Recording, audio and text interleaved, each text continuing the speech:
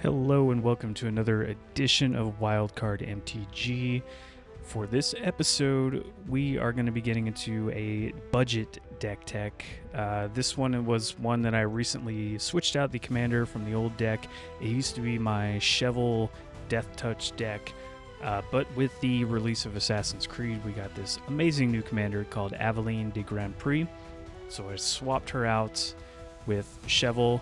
And this is one of my budget decks. I just made it with literally every Death Touch creature I've had laying around and a bunch of random spells.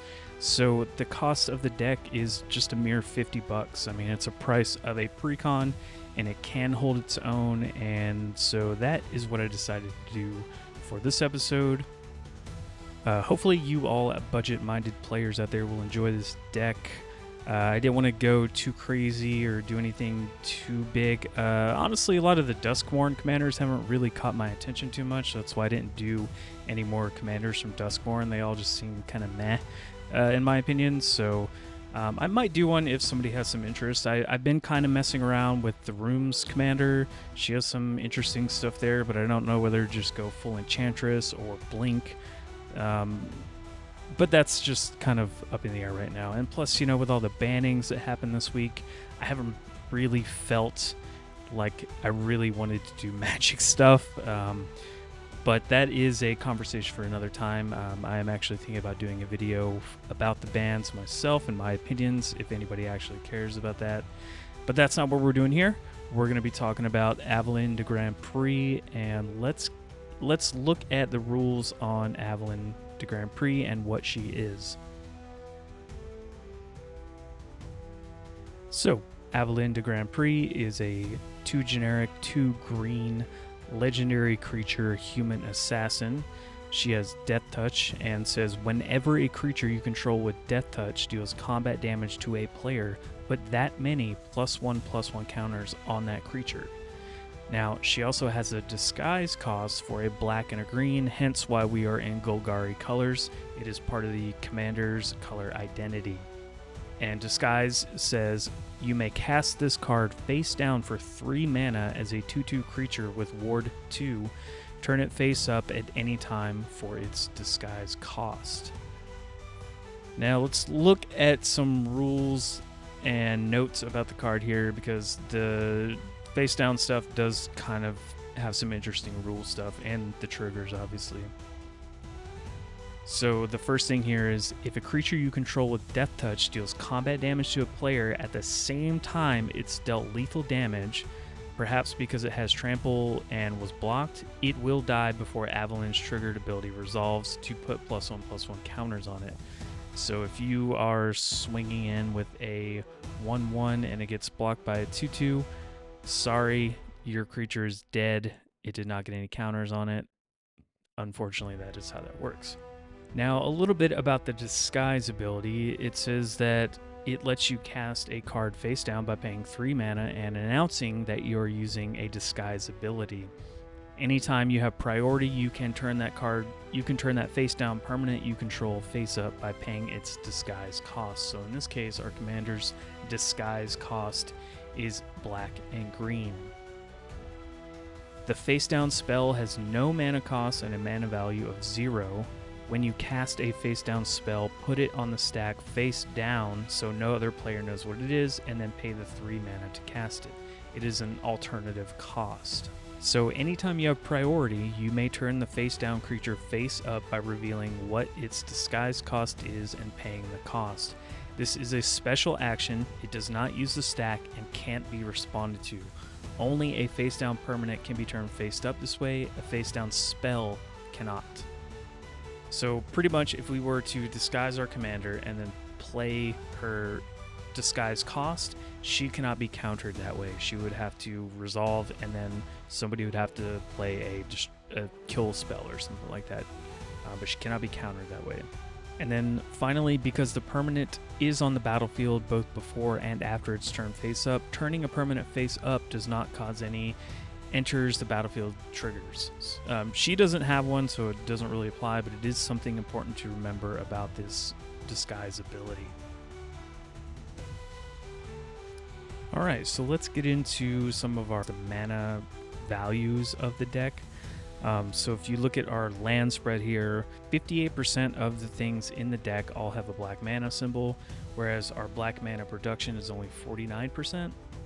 But I know the reason that this is skewed is because of one card in the deck, the Typhus card, and that's because it's a quad black pip card, but really we're going to be playing that for the suspend cost, so it skews the percentage a little bit on here, so I wouldn't worry too much about the differentiation of 58 to 49. And with our green mana, we have 41% of our cards have a green mana symbol, and then our green mana production is 51%, so we're 10% higher than what we actually have in the deck, and we kind of need that. And then we have 8% colorless spells or colorless symbols on all of the cards, and 3% of our lands make colorless, but that doesn't really apply. And for our mana curve here, let's look at some of our 1-drops. So for our 1-drops, we have 5 creatures, 2 sorceries, 4 instants, and 1 artifact. And we have a 97.41% chance of playing those on curve. And looking at our 2-drops, we have 6 creatures, 7 sorceries, 4 instants, 2 artifacts, and we have a 89.46% chance of playing these on curve. So again, if you haven't noticed, another theme with this deck is with most of the decks that I do, pretty low mana curve. And now let's get into the bulk of the deck, which is actually the 3-drop slot here. So we have 12 creatures, 4 sorceries, 1 instant, 2 artifacts, and 1 enchantment. And we have a 75.94% chance of playing those on curve. And in our 4-drop slot, we have 1 planeswalker, 5 creatures, including our commander, so technically 4. And we have a 59.22% chance of playing them on curve. And for our 5-drops, we have 3 creatures and 1 sorcery, and we have a 42.51% chance of playing these on curve. And our 6-drop is just 1 creature, and we have a 28.21% chance of playing it on curve. And our 7-drop slot, that's one of the cards I mentioned earlier. We have 1 sorcery and 1 instant. We have a 17.41% chance of playing those on curve. And our 8-drop slot is 1 sorcery, and we have a 10.04 chance of playing it on curve. But I will tell you now, every single time I've played this deck and drawn this card, I've gotten to play it. So I'm not even worried about the cost of it. You know, and it is a little more casual of a deck too. So maybe that's why I've gotten to play it every time, but don't let the 8 mana sway you on it. It's a good card too. And finally, our 9-drop slot is just 1 sorcery, one of our only board wipes in the deck, and we have a 5.43% chance of playing it on curve. So as you can see, pretty low to the ground, not a whole lot of like big mana spells outside of like graveyard recursion or sorceries that are board wipes or destroy spells. Most of our creatures are in the 1, 2, and 3-drop slot, and that is the most important thing. We'll get into a little bit about how we should play the deck later on, so let's move on to the creatures that we are running in the deck.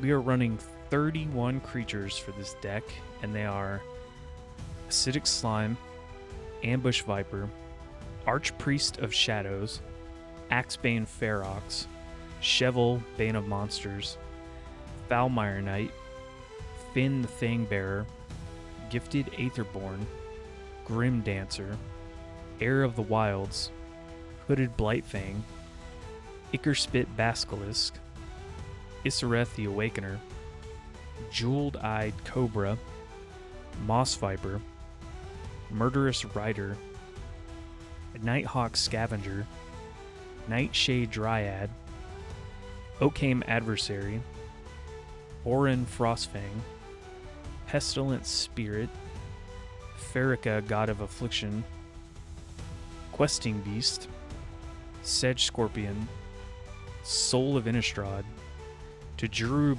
Blightblade, Turntimber Basilisk, Vampire Nighthawk, Vampire of the Dire Moon, Vile Entomber, and Virtus the Veiled. So a pretty good spread of creatures there. I mean, there's some pretty good stuff in here. A lot of lower mana value creatures, which is the good thing about this deck, you know, and hopefully get in for damage, and then with our commander out, we can make them bigger and bigger and bigger, and then they will become more threatening as the game goes on. People are not going to want to chump block a 1/1 or a 2/2, you know, they're just going to be like, yeah, I'll take the 1, but then they'll get a +1/+1 counter, and then they're a 2/2, and then they're, you know, they might be like, okay, I'll take 2, and then, you know, the creatures get bigger and bigger and bigger the more you get in with damage on the creatures. There's one creature in here, I will say, that does not have Death Touch and is the Murderous Rider and Swift End. It's one of the adventure cards. The reason it's in here is because it's a removal spell, and the 3 mana for the other creatures also good because it's got lifelink. So yes, while it may not have Death Touch, it's still included in this deck because we also have a creature that gives Death Touch to all of our creatures with Aura and Frostfang, which also would give Death Touch to itself if it is attacking. So as long as those two are attacking, you have a life-linking Death Toucher, and then you have a Death Toucher with Aura and Frostfang. And then Aura and Frostfang is also one of our card draws, like creatures in the deck. So if we're doing combat damage with all these creatures, we're going to be drawing a card of each creature that does combat damage. So you could draw quite a bit of cards because people aren't going to want to block, and if they do block, well, their creatures are going to die. So it's a dilemma with this deck. You know, you put people in these awkward situations of, man, what do I do here? Do I block? Do I let them draw cards? It's tough. Now, a couple other creatures I want to touch on here real quick. We obviously have Finn the Fangbearer in here.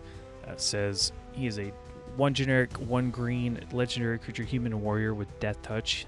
It says whenever a creature you control with Death Touch deals combat damage to a player, that player gets 2 poison counters. Finn the Fangbearer is the secret commander of this deck and every deck that is Death Touch only creatures in it, obviously. 2 poison counters is a lot. And on top of that, it's whenever, so if you swing it with a whole bunch and you have a way to make them unblockable or something, you could outright kill the whole table almost. And he is going to draw removal. As soon as that card hits the table, people are going to try and kill it, but that's okay. We have so much stuff to get things out of our graveyard, so unless they exile it, he's going to be coming back. I did put one other card in here that deals poison. There's not a lot of poison in here. I know people are kind of whatever about it, but it fit the deck and it was a common, so I just threw it in here because I had it. And that card is Icar Spit Basilisk. It's a 1/3 with Death Touch and has Toxic 1, so it's really not even poison. They do still get the poison counter from combat damage, and then the crazy thing is with Finn out, because it has Death Touch, it's going to also give 2 more poison counters with that. So you're getting 3 poison counters off this one creature if it connects. So those are the only 2 with like poison related stuff in the deck. I didn't put a couple others that I could have put in here. That's totally up to you and your play group. If you feel like you want to swap some things out, you can do that. Now, there are 2 MVP creatures of this deck, maybe 3. We'll say 3 actually. The first being Nighthawk Scavenger. It's a 1 generic 2 black creature vampire rogue with flying, Death Touch, and lifelink, and its power is equal to 1 plus the number of card types among cards in your opponent's graveyards.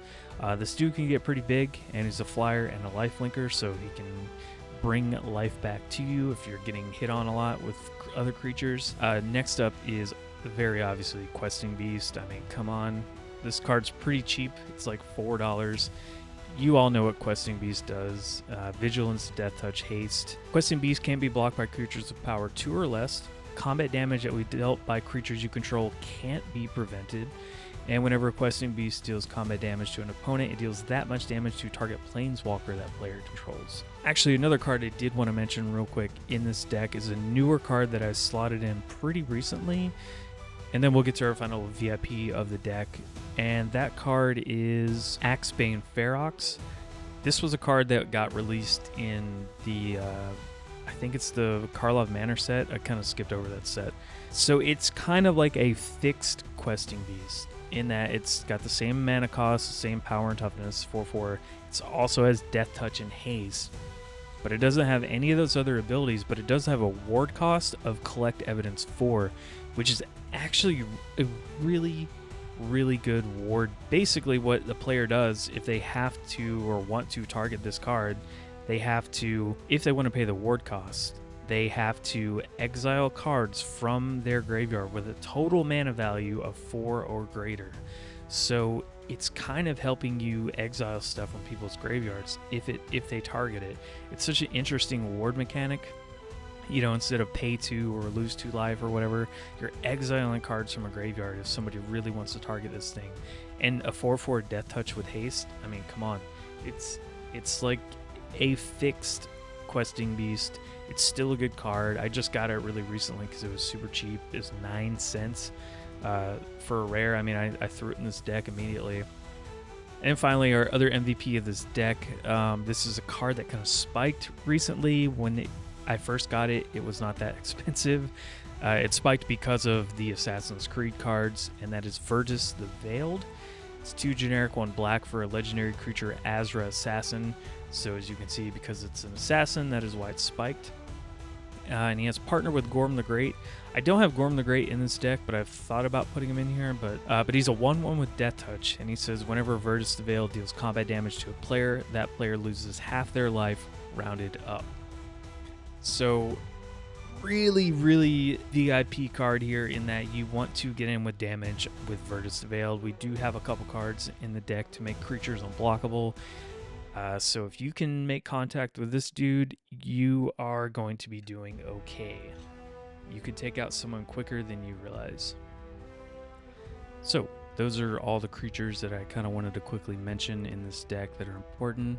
And so with that, let's take a look at the sorceries in the deck. We are running 17 sorceries, and they are Call of the Death Dweller, Disentomb, Epic Downfall, Fade into Antiquity, Feed the Swarm, Gruesome Menagerie, In Garrick's Wake, Night's Whisper, Tithus, Praetor's Council, Rabid Bite, Search for Tomorrow, Sign in Blood, Spinning Wheel Kick, Stir the Grave, Treasure Find, and Victimize. So as you can see from a lot of these sorceries, we are running a ton of stuff to get cards out of the graveyard. We have Call the Death Dweller that lets us return 2 target creature cards with total converted mana cost 3 or less from your graveyard to the battlefield. Put a Death Touch counter on either of them, and then put a Menace counter on either of them. So with how low a lot of our creatures are, you know, Finn, we can get Finn back and then a 1-drop or something like that, or we can just get 1 creature with 3 mana back, and it goes straight to the battlefield, and it gets a Death Touch counter and a Menace counter, which is huge. I love this card. I put it in a lot of like Reanimator decks because of that. Disentomb, return a target creature card from your graveyard to your hand, 1 mana sorcery, perfect. Gruesome Menagerie, it's 5 mana, but we get to choose a creature card with converted mana cost 1, 2, and 3 from our graveyard, and they all get put back on the battlefield. That's such a good rate for 5 mana, especially with all these Death Touch creatures. Sure, we can't get back like Questing Beast or Axebane Ferox, but there's some really good creatures we can get with it. And then we also have Stir the Grave, which lets us return target creature card with converted mana cost X or less from our graveyard to play. So this can help us get Questing Beast or Axebane Ferox out. We just pay the 4 mana, so it'd be 5 in total, so not too bad. And then also Treasure Find. This just lets us return target card from our graveyard to our hand. So if we need something that maybe got milled or, you know, got killed, or a spell we want to cast again, we can do that. And then finally, Victimize. Choose 2 target creature cards in your graveyard, sack a creature. If I do, return the chosen cards to the battlefield tapped. Yes, they're tapped, but we still get 2 creatures back. And then obviously we have a couple card draw spells. We have Sign in Blood, which lets us draw cards, and Night's Whisper, which lets us draw cards. Both are pretty good. Yes, we lose life, but that's just black card draw, and it is what it is. And then Spinning Wheel Kick is a pseudo board wipe in that because we have creatures with Death Touch, we can choose to deal 1 damage to each creature, and they will all die, because it says target creature you control deals damage equal to its power to each of X target creatures and or planeswalkers. And now let's look at our instants in the deck. We are running 10 of them. They are Deathwind, Fated Return, Feigned Death, Grasp of Darkness, Heartless Act, Malakir Rebirth, Mortal's Resolve, Ram Through, Sudden Death, and Village Rites. So a lot of removal spells, and they're ones that give stuff -X/-X. The reason I did that in this deck is because I wanted to, just in case we go up against a lot of like indestructible creatures, which is a very common thing in the people I play with, this will get around that, and they're all at instant speed. Yes, you have to pay quite a bit of mana into, like Deathwind or something, so if something's a 5/5, you have to pay 5-6 mana total for it, but that's fine. Grasp of Darkness, target creature gets -4/-4 until end of turn. I've always been a big fan of this card. It's 2 mana. I mean, it's a good card. -4/-4, that will get most creatures in my experience. And then Sudden Death is a 1 black instant with split second. Target creature gets -4/-4 until end of turn. So it's a strictly better Grasp of Darkness in that once this spell is cast, nobody can cast anything else, so it's going to resolve. Let's go to our artifacts. So we are only running 5 artifacts in the deck, pretty low powered stuff. We got a Golgari Locket, Golgari Signet, Nemesis Mask, Swiftfoot Boots, and Viridian Longbow. Yeah, no Soul Ring, no Arcane Signet. Like I said, budget kind of low to the ground dirtily deck. You don't really need them in this deck, and also there's not a lot of ramp in here if you haven't noticed. This deck doesn't really need it. It's so low to the ground with like the mana value, you'll be fine. Nemesis Mask is a good equipment for this deck. It's 3 mana. It says all creatures able to block equipped creature do so. So if you have a Death Toucher and you want to wipe somebody's board out, every single one of the creatures have to block your creature. And then we have Viridian Longbow, which is a 1 mana equipment, and it says equipped creature this creature deals 1 damage to any target. You have to tap that creature, but it's a good way to kill stuff on sight because your Death Toucher is going to do 1 damage to it, and it will automatically kill whatever it did the damage to. So good card for this deck. So that's all the artifacts. Let's look at our 1 enchantment in the deck. And that enchantment is Good Old Phyrexian Arena. I know the consensus on this card has dropped out of favor, which is weird to me. I still think this card's pretty good. And then lastly, we do have 1 Planeswalker, as I mentioned, and that is Vraska Swarm's Eminence. She's 2 generic and then hybrid Golgari mana. And whenever a creature you control with Death Touch deals damage to a player or Planeswalker, put a +1/+1 counter on that creature. Boy, that sure does sound familiar. Yes, they basically made Vraska Swarm's Eminence into this commander. Finally, we are running 34 lands in this deck. We don't need more because the mana value and mana curve is pretty low. We're not running anything exciting. It's literally a bunch of basic lands. I put it up on the screen so you can see a bunch of basic lands, a Golgari Rot Farm, a Myriad Landscape, and a Witch's Cottage. That's pretty much it. So that is everything in the deck. What are some of the pros and cons with the deck? Let's get into some of the cons first. I think the cons are, well, it's a budget deck. There aren't a ton of good removal spells in here. Mostly everything's at sorcery speed. But that's fine. Even having that removal in general is still good because there are a lot of pieces of removal in this deck, especially targeted removal. And obviously we aren't running artifacts like Soul Ring or Arcane Signet, so we can't really quote-unquote ramp that way. And also, I don't really run Arcane Signet outside of like 3-color deck. It's 1 and 2 color. I would rather just put an extra land in there. I don't really need Arcane Signet unless I'm playing like an artifact heavy deck, but that's just me.